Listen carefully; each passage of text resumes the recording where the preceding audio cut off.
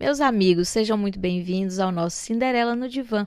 Meu nome é Sabrina Ferrari, eu sou médica e psicanalista e hoje eu estou trazendo aqui, a pedido de vocês, a primeira parte da entrevista completa da Ali. É muito importante que vocês compartilhem, gente, principalmente com quem tem filhos que estão nas escolinhas, até a universidade, né? Que ela fala que viu tudo isso acontecer de jardim de infância, né, até universidade. Ela foi traficada pela própria mãe dos 3 meses de idade até os 17 anos, você imagina. Com a cumplicidade do Child Protect Service, que é o serviço de proteção à criança lá, que é como se fosse um conselho tutelar ou um ministério público, e eles todos sabiam e que ela não foi a única e nem será. Ela denuncia o desaparecimento das crianças imigrantes, refugiadas, né, que desaparecem, acho que são 285 mil por ano que desaparecem. Coisa assim, monstruosa, muito grande, é uma máfia. Tem realeza, tem presidentes, tem as celebridades mais bem pagas. A Ali sofreu muito. Você imagina, cara, você ser traficada para fins sexuais dos seus 3 meses de idade até os 17 anos. Ela nunca pôde confiar plenamente em ninguém porque essa pessoa sempre traía a confiança dela. Ela foi para vários lares adotivos, lares esses que os pais adotivos, na grande maioria, sempre tentavam abusar dela, né? E quando abusava, também eram cafetões. Gente, é uma coisa assim, é uma rede intricada de hospitais, médicos, enfermeiros, juízes, advogados, polícia. É uma corrupção geral, assim, sabe? Então ela fala, ela conta tudo isso, tem que prestar atenção, é uma coisa muito importante. E a Ali vai ser só a primeira que eu vou começar a trazer aqui para o canal, porque a gente tem que denunciar isso, né? Eu já tentei colocar esse vídeo aqui antes, várias vezes, desde 2020 eu tento colocar, eu coloco, o YouTube derruba. Se você gosta desse conteúdo, onde a gente dá voz a essas vítimas todas, inscreva-se no canal, curtam, compartilhem, comentem. Então vou deixar vocês aí com o vídeo da Ali. Amanhã, às 7 horas da noite, nós teremos a segunda parte. Fiquem com Deus, paz e saúde para todos nós.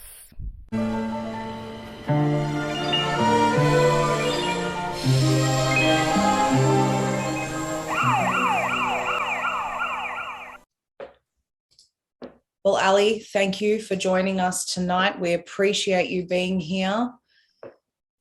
Thank you so much for having me. I appreciate you.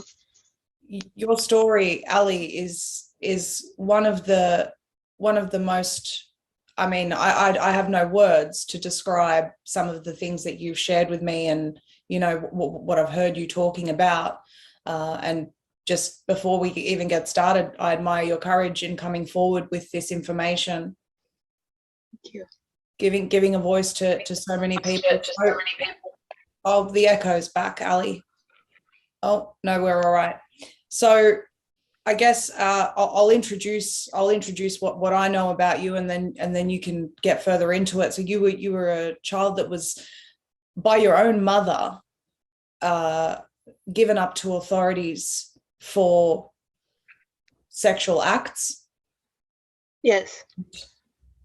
My bio mother was always involved and dated the authority that was around me, whether that was a principal, a campus security guard, a doctor of mine, someone on a child protective services case, and that includes a chief of police that was coming into my room at night when I was 13, 14. How young were you when this started? CPS reports say that I was 3 months old. I remember as far back as to when I was 4. The first time that I was in shock from something that happened to me, the first time that it was just too much for me to handle. And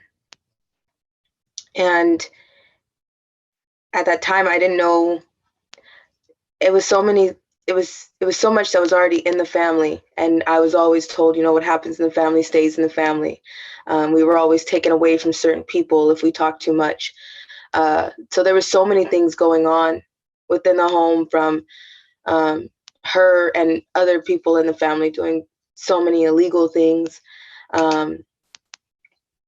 besides doing things to their own children. So it was something that I always felt there's something wrong, but I was always told it was normal what was going on. But yeah, I was about 4 years old the first time I was assaulted, raped. I was with my babysitter, and this woman as well had many connections to what I call my surrogate. I don't call her anything close to a mom. I have a real mom that I'm adopted by now, but I don't call her anything close to a mother. But she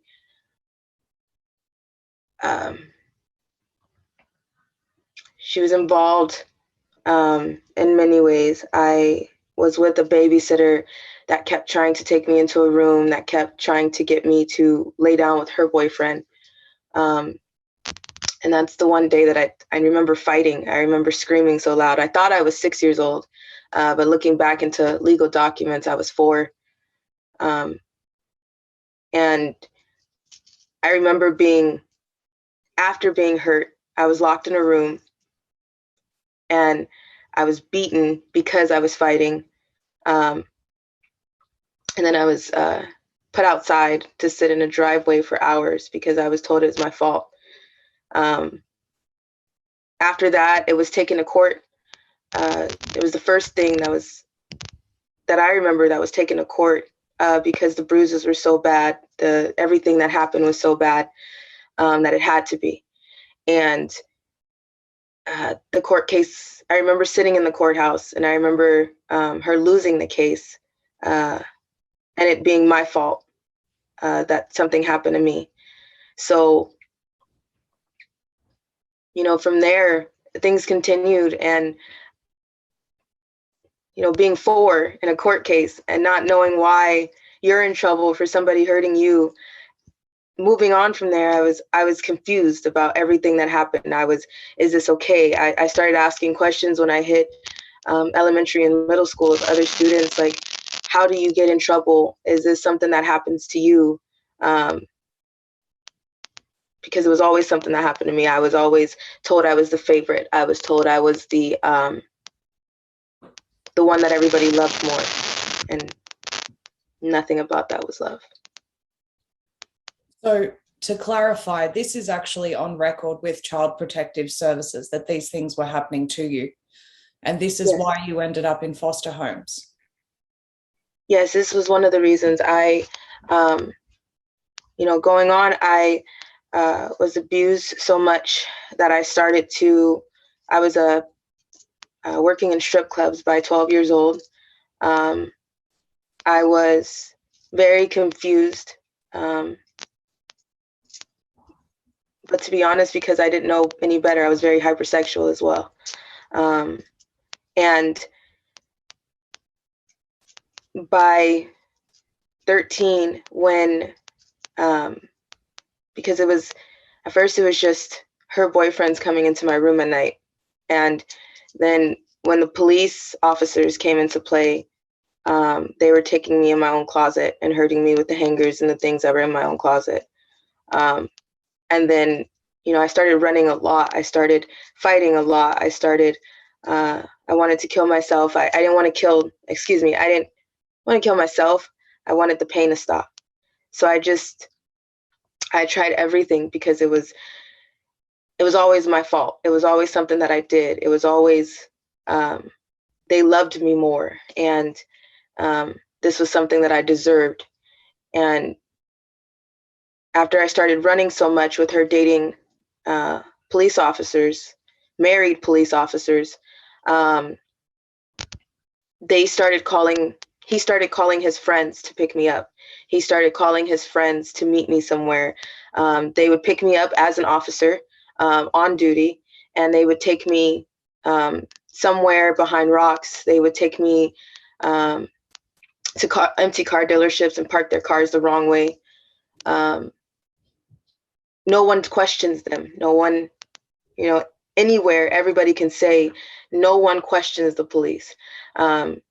If you see them sitting the wrong way, if you see them doing something and you see them with somebody, you automatically assume that they did something wrong and that the police are going to fix it and that they're there to serve and protect.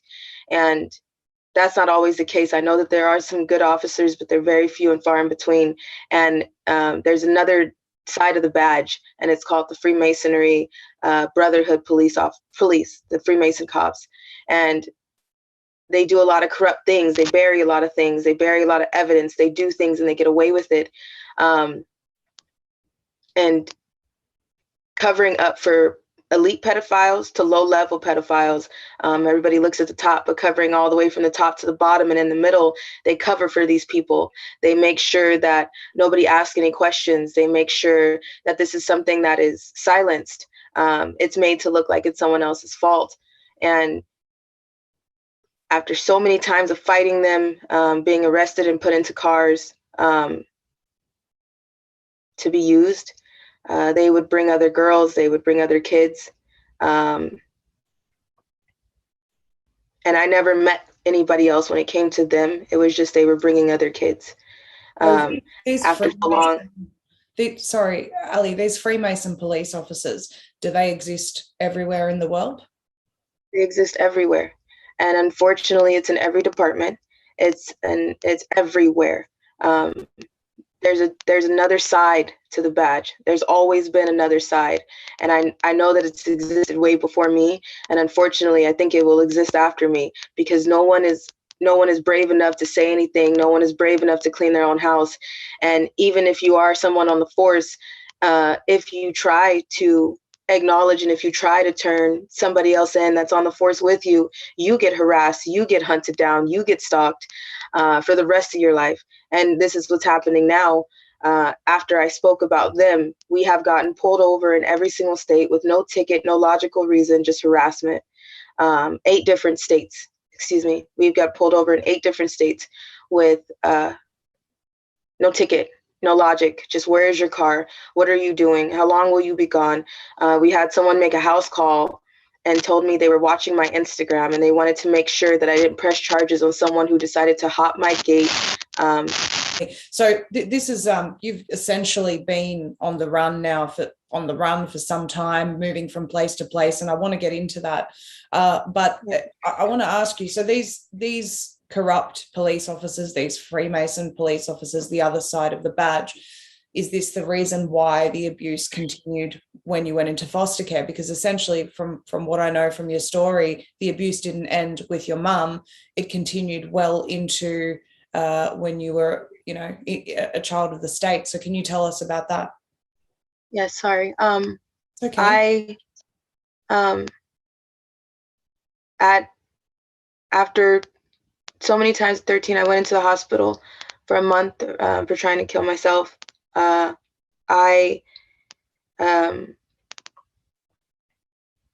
that time of being in the hospital, I kept trying to talk to everybody. I kept trying to tell them, they were coming to me and saying, hey, you have to talk to us. And I'm like, you guys don't understand. I've tried to talk since I was a baby. I've exhausted everything and nothing is coming of it. There are people strategically placed everywhere. I was thrown into solitary confinement because of so many things that were going on within the hospital as well, that I was seeing for myself.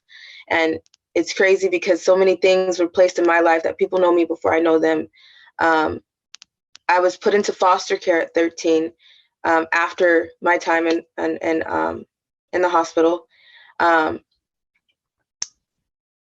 thought that everything would calm down from there. I thought everything would be okay. I thought it was going to change and, I was going to be able to go to school and everything would be fine. And that was not the case either. I thought that I was getting into things on my own sometimes. Like I said, people were strategically placed in my life that I never knew who they were. People would walk up to me and say, oh my gosh, you look so beautiful all grown up. And weird things like that I don't know who they are. I don't have a picture of me as a child. I don't know who certain people are or who most people are. And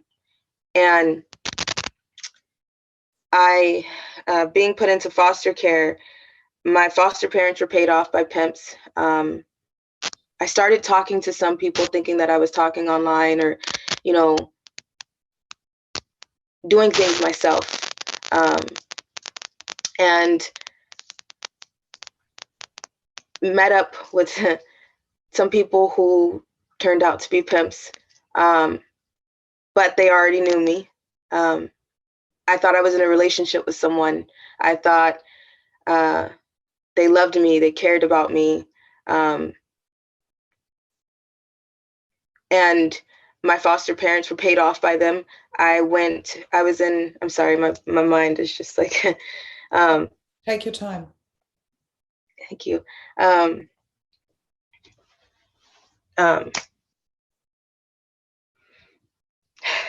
Sorry. Don't be sorry. In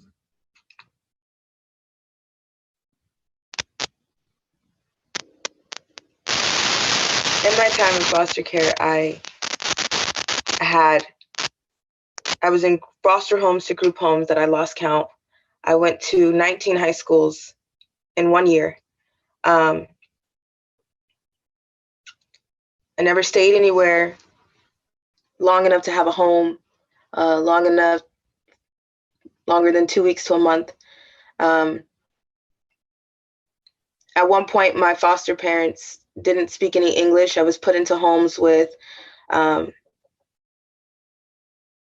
teenage male siblings, foster siblings.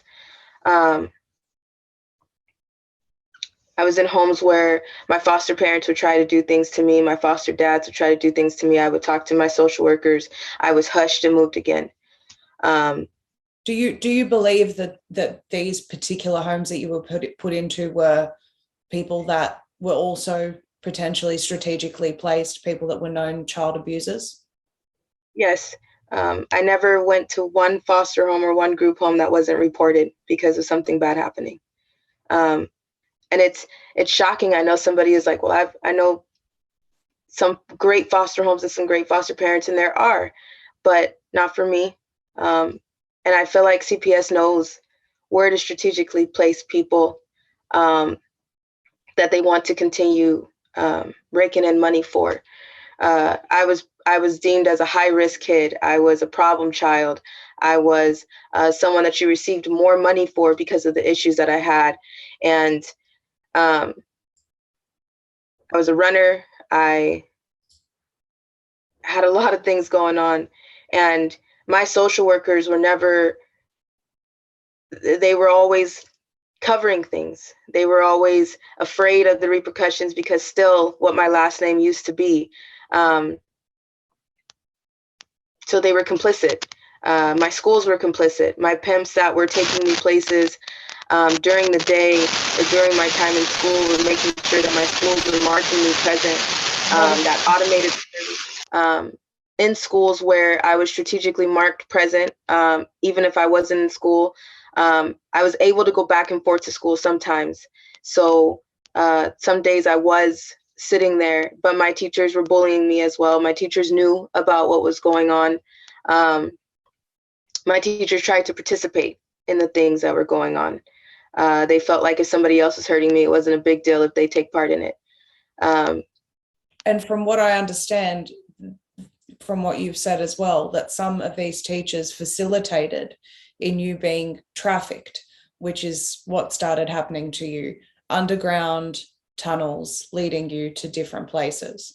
And yes. You're saying teachers facilitated this process? Yes. Could you talk about that? My major high school, one of the major high schools when I was 15, Carter High School in Fontana, California, was marking me present. I started trying to speak to guidance counselors, to my teachers, trying to tell someone, hey, can you guys help me? And I remember a guidance counselor that tried to speak to the SRO, the school resource officer on campus. And the school resource officer's response was, I know this person. I know the pimp that I was with. he kept saying, you know, I talk to him all the time. I'll just fix it. I'll just talk to him. After my guidance counselor turned in pictures, tried to call my social worker, was talking to my mom that adopted me now. She was suspended and then eventually was fired without any reason, and someone else took her place. There are underground tunnels that are under the schools, elementary, junior, and high schools all over the place. They exist everywhere. You've been in I'm them. sorry? You've seen Yes. these, been in these? Yes. Where do Yes, they lead? they lead to amusement parks, they lead to hospitals, cemeteries, schools, celebrity homes, psychic shops. They lead everywhere.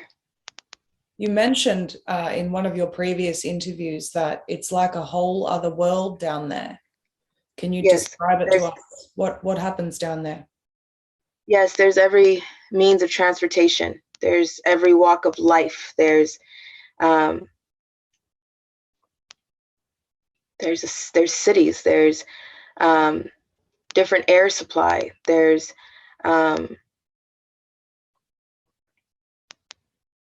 at 15, my pimp put me on an order to go to the Getty Los Angeles, California Museum. I was told I was going to walk through a field trip. I was taken with another girl. I call a friend of mine, and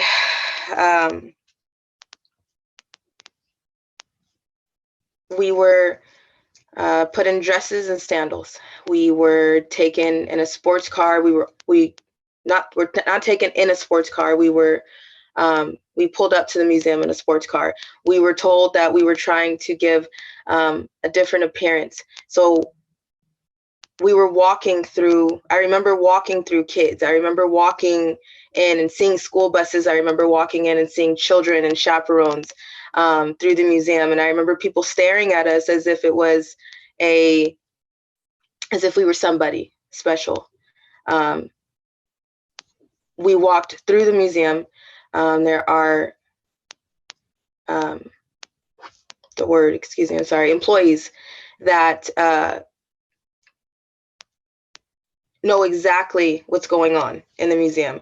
They block the doors. They know where the entrances and exits are. They take their orders from someone else when someone is trying to get underground through the Getty Los Angeles Museum. I was walked through. I remember taking stairs, going through a garden, taking an elevator.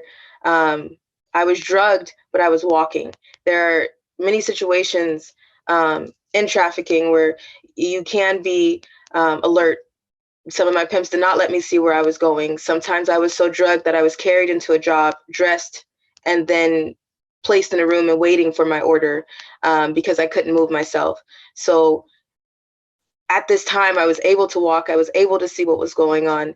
And I remember walking through. I remember talking to certain people after we got so far. I remember my ears popping. I remember feeling like I'm choking because the air was so weird.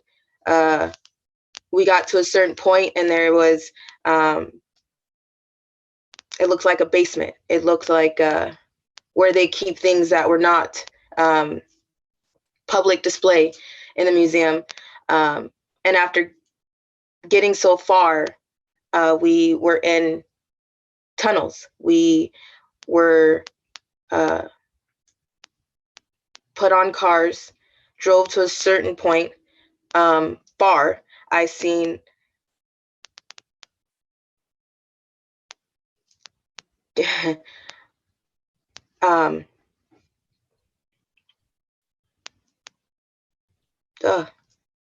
I seen cars, boats, there's trains, there's buses, there is every means of transportation under the ground. There's a city under the ground. You get so low. And who goes down there? After getting down there, I talked to a few people. I was able to meet celebrities, actors. I'm not a person that knows somebody just by name or by face or I was able to speak with somebody that was so cocky. And I remember telling him, I know you from Look Who's Talking. That's all. And I remember everybody laughing at me because I was 15 and I'm like, the only thing that I know you from, John Travolta, is Look Who's Talking. I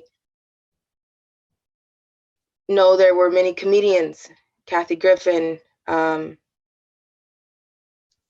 Williams. I was on an order for Joe Biden. I was taken to somewhere where there were there was an orgy party. There was a contest going on. There's a certain part that has a shrine where I was taken, and what I mean by shrine is it was bones. It was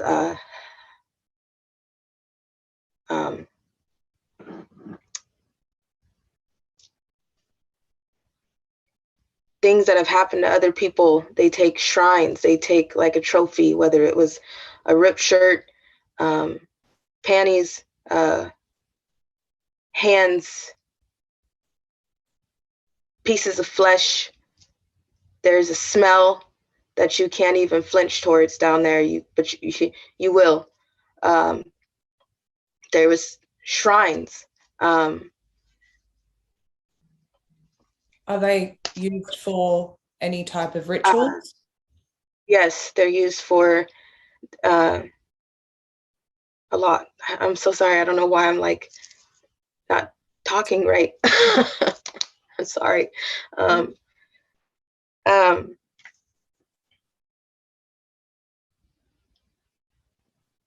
Yes, there were shrines used for rituals. There's bloody places. There's parts where there's limbs. People cut off limbs and want you to have sex in it. There's blood. There's blood that I don't even know who it belongs to. There's a lot. So hang on. So someone like the people that you've named are here at these shrines where there is human flesh, bones, human body parts, and they want people to participate in orgies in amongst all of this human blood. Is that a satanic ritual? Feces? Is this a satanic ritual that they are participating in? Yes. Yes, there's people who want to, there's people who have sex with animals, dead animals. I was taken and told that I had to give a blowjob to Biden. So Joe Biden was there at this shrine. Mm-hmm. Something happened. I don't know what happened. I was down there for a while. There's certain people that you don't talk about because you just don't. There were certain people that I seen down there, from Beyonce, Jay-Z.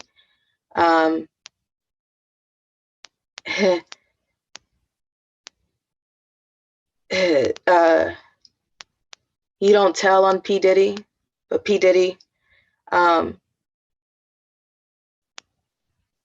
So you said you don't tell on these people. Is that like a code that all victims adhere to? They don't talk about this stuff? Yes, you don't, because nobody's going to believe you. You're nothing to them. You don't count. You're just a toy. You're not essential, as they call them.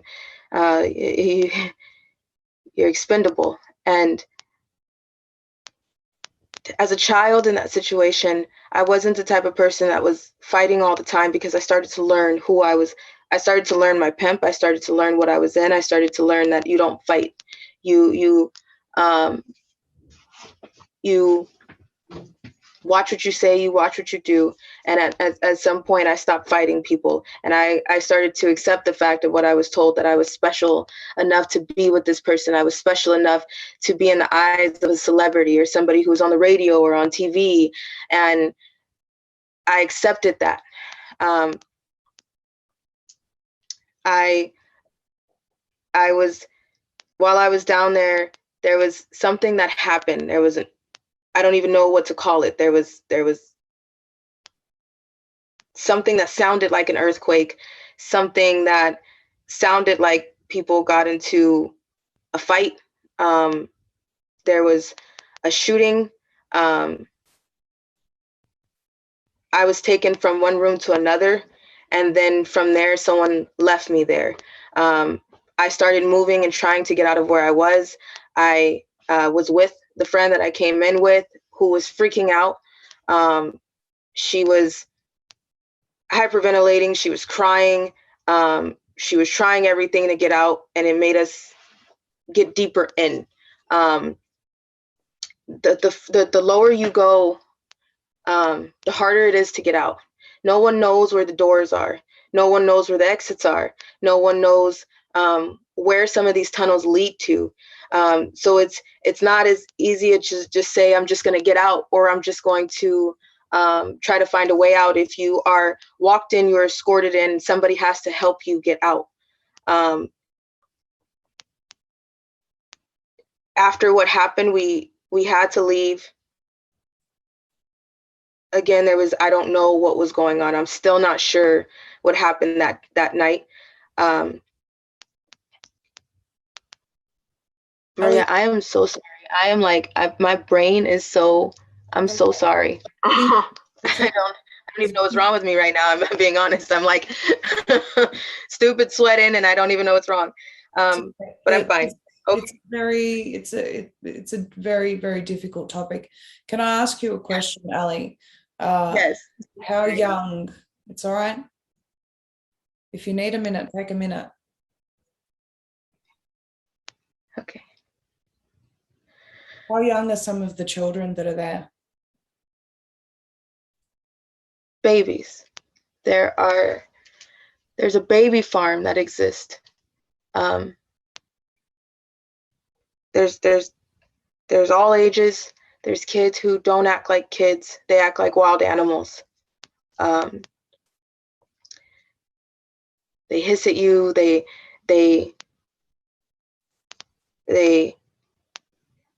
act like wild animals. They've never, I know some of them have been there since probably birth or before. There's children of all ages. There's people who have been there since they were babies, but they're adults now. And how long do they stay there? Till what age? I don't know. Till whatever happens to them happens, and whatever their time is. There's baby farms that exist underground. Your hospitals are complicit in giving babies to baby farms. And when I say, I'm talking newborn babies fresh out of the hospital, that people take pride in raping, having sex with, hearing their bones crack, eating, using them to participate in rituals. I've seen a lot of things, and I've seen a lot of my friends die. There's so much that goes on. There's so much that goes on. and it's not. So these particular things that you're talking about now, these extreme, horrific acts, this is reserved for the elites. Is that correct? Yes. They get away with eating, beating, torturing, buying children from many places, and it also feeds their career. Selling your soul doesn't necessarily mean selling your soul for money. It means selling out for things that you're willing to do, things that you're willing to sacrifice and compete with somebody else for, because if somebody is known for ripping a child's face off, frazzle drip, and cutting their face off to wear it and mock a victim and use it as a dedication to what they call their God, then people compete with that. Everybody is competing with that, trying to do something equal or worse. Are they open about who their God is? Sometimes. Some people will act as if they're a Christian, will act as if they're a everyday religion that so many people. We're having sound trouble again. There we go. That's better. Sorry, go on. Some people act as if they're a Christian. Yeah, some people act as if they're a Christian or other religions that we all know of, but majority of them pray to someone called Baal or Satan. They give back to Satan. They dedicate to Satan. I was dedicated to Satan. I was buried alive. I was saved and told that I had to give my life to them because they saved me.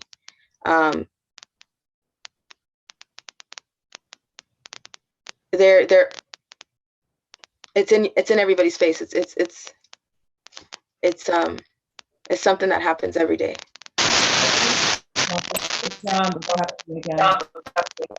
You told me the other day. Ooh, we're having a lot of feedback. Well, everyone, while Ali's trying to sort out